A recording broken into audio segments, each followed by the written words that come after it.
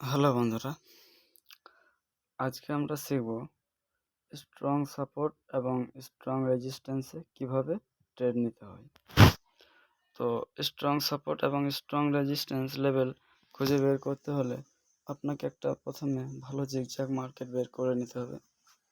যে সকল মার্কেট আর কি এভাবে চলে,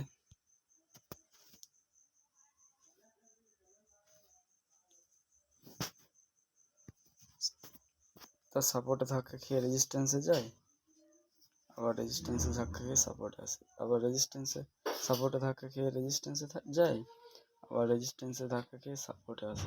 এই সকল মার্কেটে আমরা সাপোর্ট এবং রেজিস্ট্যান্সে ট্রেড নেব। ঠিক আছে, মার্কেট তো সবসময় তার একটা লেভেলে থাকবে না, কখনো কখনো তার লেভেল ভাঙবে।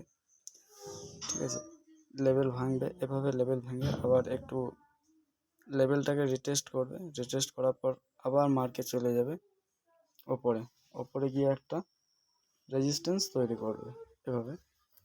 তো আবার রেজিস্ট্যান্সে ধাক্কা খেয়ে আবার সাপোর্টে আসবে, সাপোর্টে ধাক্কা খেয়ে আবার রেজিস্ট্যান্সে যাবে, আবার রেজিস্ট্যান্সে ধাক্কা খেয়ে সাপোর্টে আসবে, আবার কখনো না কখনো আবার লেভেল ভেঙে দিতে পারে, কোনো ব্যাপার না। মার্কেট সবসময় এরকমভাবে চলে না। ঠিক আছে, তো আমরা এই সকল মার্কেটগুলোতে কীভাবে ট্রেড নেব, সাপোর্টে গেলে রেজিস্ট্যান্সে ট্রেড নেব, এভাবে তো আমরা নেব না, আমরা আমাদের সেট আপে ট্রেড নেব। ঠিক আছে, তো আমাদের সেট আপ খুঁজে বের করতে হবে। তো আমরা কিভাবে সেট আপ খুঁজে বের করব সেটাই দেখব আজকে। ঠিক আছে, তো একটা ভালো জিগজ্যাগ মার্কেট বের করার পর মার্কেটে আমরা হরিজন্টাল লাইন দিয়ে দেব। হরিজন্টাল লাইন দিয়ে আমরা আমাদের কাজ করব। ওটা একটা রেজিস্ট্যান্স লেভেল আর এটা একটা সাপোর্ট লেভেল। প্রথমে মার্কেট ঠিক এভাবে সাপোর্ট থেকে তার রেজিস্ট্যান্সে যায়, এভাবে।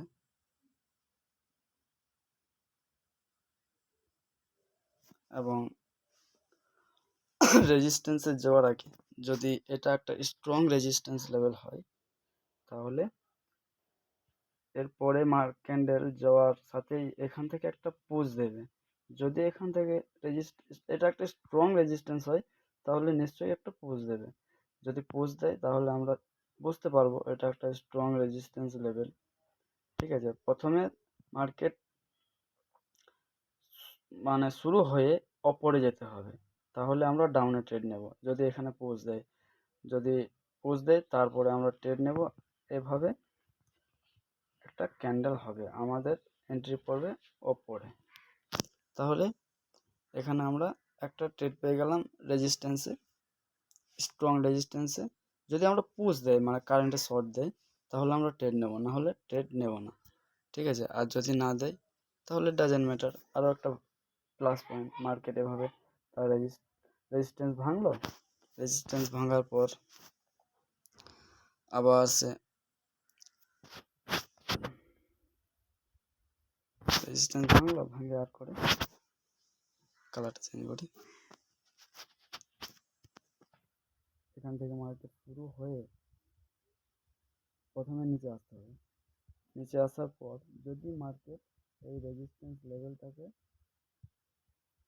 মানে রেজিস্ট্যান্স লেভেলটাকে যদি সে কেয়ার করে আর কি, মানে যদি সে রেজিস্ট্যান্স লেভেলটাকে, এটা একটা স্ট্রং রেজিস্ট্যান্স লেভেল হয়, তাহলে এখান থেকে একটা পোজ দেবে। যদি এখান থেকে পোজ দেয় তাহলে আমাদের এখানে আমাদের একটা আপের জন্য এন্ট্রি হয়ে যাবে এবং মার্কেট ক্যান্ডেলটা ঠিক এরকম পয়েন্ট হবে, আমাদের এরকম একটা ক্যান্ডেল হবে, আমাদের এখানে একটা শিওর শট পেয়ে যাব। ঠিক আছে, তারপরে দেখব মার্কেট যদি এই রেজিস্ট্যান্স লেভেলটাকে ভেঙে চলে যায়, আর তো খুব ভালো। তারপরে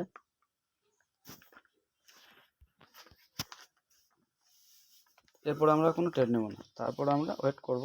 যদি এরপরে এভাবে যদি প্রপারভাবে এই ক্যান্ডেলটাকে মার্কেট ভেঙে দেয়, এই যে ক্যান্ডেলটা রয়েছে এটাকে পুরোপুরি যদি গিলে নেয়, তারপরে আমরা বুঝে নেব এখন মার্কেট আপের দিকে যাবে এবং এরপরে ক্যান্ডেলে মার্কেট একটুকু ডাউনে এলেই এভাবে একটুকু ডাউনে এলে আমরা আপে ট্রেড নিয়ে যাবো, আমাদের এটা একটা শিওর শট হয়ে যাবে। ঠিক আছে, এবার ডাউনের ক্ষেত্রে তার উল্টো